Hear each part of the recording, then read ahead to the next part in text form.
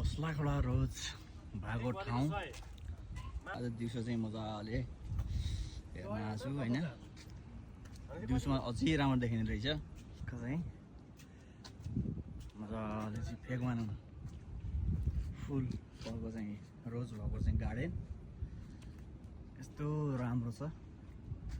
एकचोटि आउनु होला। यो चाहिँ हाम्रो बुचन सीबाट चाहिँ यो बुचन सीमा पर्छ, धेरै टाढा पनि छैन होइन, सजिलो छ। ल हेर्नु तपाईँलाई कसैले चाहिँ टक्क चाहिँ गार्डनमा घुम्न मन पर्छ भने यहाँ चाहिँ एकचोटि आउनु होला है त। आनन्द रमाइलो छ होइन। फुल त ल यो बास्ना नै रोजको बास्ना छ होइन।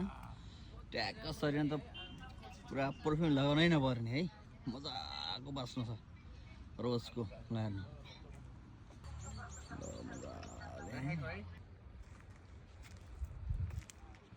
वाह, बास्ना पनि क्या मस्त रोजको बास्ना क्या छ है। आनन्दको बास्ना चलिरहेको नि त।